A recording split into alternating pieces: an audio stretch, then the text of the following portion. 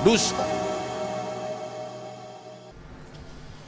Alhamdulillahirabbil alamin, wassalatu wassalamu ala sayyidil mursalin wa ala alihi wa sahbihi ajmain. Kita lanjutkan, saudara-saudariku yang kumuliakan, di Masjid Raya Baitur Rahman dan para pemirsa TV One dimanapun Anda berada. Jadi di dalam dusta itu sendiri kita mempelajarinya, ya. Ada yang diperbolehkan dan ada yang dilarang. Cuma kita mau bahas dulu yang diperbolehkan karena jarang dibahas dan sering dibolak-balikkan maknanya dan dimanfaatkan untuk hal-hal yang tidak benar. Yang diperbolehkan itu disebut tauriyah. Tauriyah, ya. Ada tauriyah namanya. Tauriyah itu bukan dusta, tapi mirip dengan dusta. Itu diperbuat oleh Rasulullah sallallahu alaihi wasallam. Bukan dusta, tapi seakan-akan diwarnai atau tertutup oleh kulit dusta, padahal bukan dusta. Riwayat mutawatir dalam sirah, Rasul sallallahu alaihi wasallam ketika melihat salah seorang sahabat berkata, "Kau akan kunaikkan di atas anaknya unta." Ya Rasulullah, bagaimana aku naik di atas anaknya unta? Unta sendiri belum tentu bisa berdiri sendiri. Rasul tersenyum, bukankah semua unta itu berasal dari anak? Nah, hal ini kan tentunya di awalnya seakan dusta, bahwa Rasul yang mau dimaksudkan oleh Nabi adalah unta yang dewasa. Tapi karena Rasul ingin bercanda, beliau mengatakan akan kunaikkan ke atas anaknya unta. Maksudnya semua unta itu berawal dari anaknya. Demikian salah satu dari bentuk tauriyah. Juga diperbuat oleh Imam Syafi'i ketika terjadi fitnah besar-besaran. Sultan di masa itu mengatakan atau berpendapat Al-Quran itu makhluk.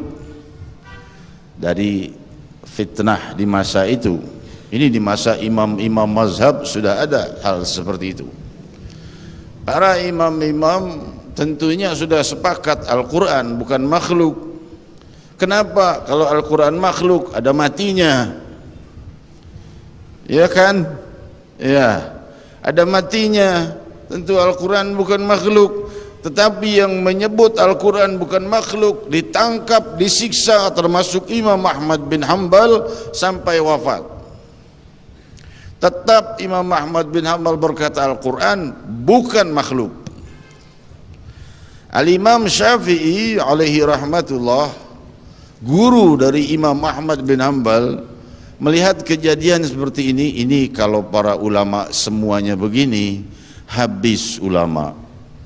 Masih banyak ilmu-ilmu yang belum kuajarkan pada murid-muridku. Kalau aku sampai terbunuh, habis ilmu itu, tidak ada lagi yang meneruskan. Maka Imam Syafi'i memakai tauriyah. Ketika dipanggil oleh Sultan, ayo kamu Imam Syafi'i, menurutmu Al-Quran itu makhluk atau bukan?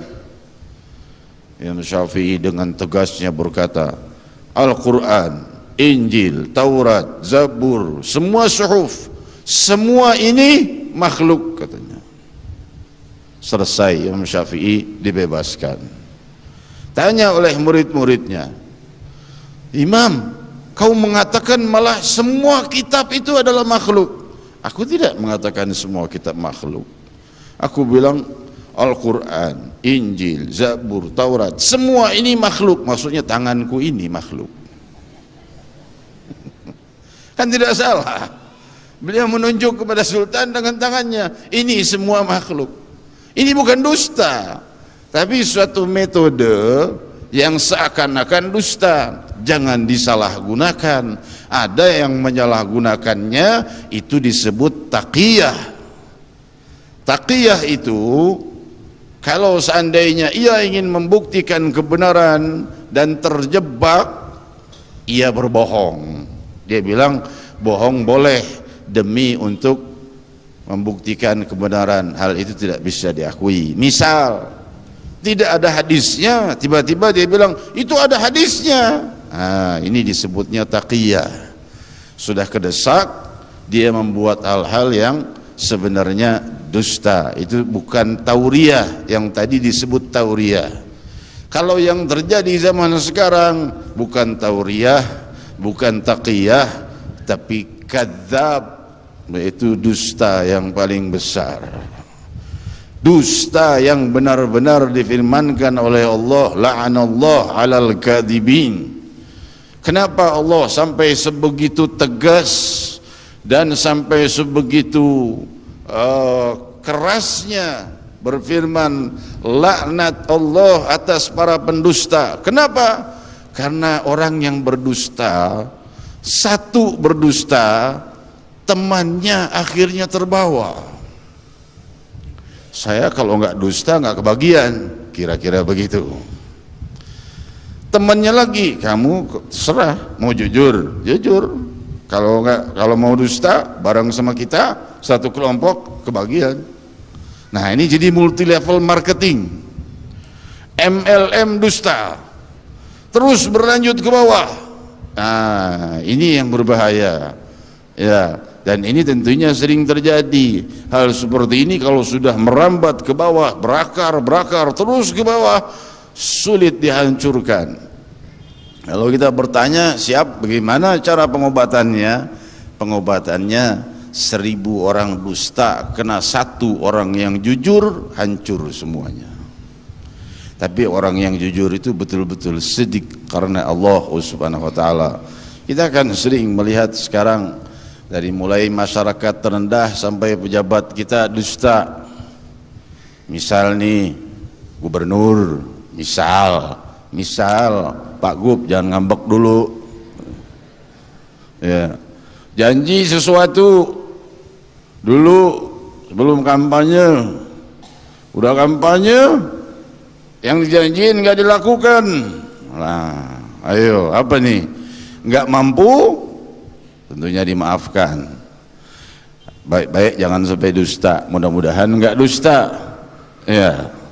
Atau khianat, karena buah daripada dusta adalah khianat. Dusta itu pohon, buahnya khianat. Kalau seandainya seorang berdusta, untuk menyelamatkan dirinya ia harus berkhianat. Demikian cara orang-orang berdusta menyelamatkan dirinya. Dia akhirnya berkhianat pada orang yang terbaik padanya sekalipun. Itu bisa saja terjadi pada Pak RT, Pak RW, Pak Wali Kota, Pak siapapun, dan tidak terkecuali Bu siapapun. Ya, saudara-saudariku yang memuliakan, dan ini bukan hanya di Indonesia, ya, di seluruh dunia sudah begini. Dari mulai zamannya Rasul sallallahu alaihi wasallam dan para nabi-nabi yang terdahulu pun sudah seperti ini. Dusta ini saya katakan tadi multi level marketing, dari mulai zaman Nabi Adam. Sebabnya Nabi Adam turun ke bumi bersama Siti Hawa dari dustanya iblis. MLM berlanjut sampai sekarang.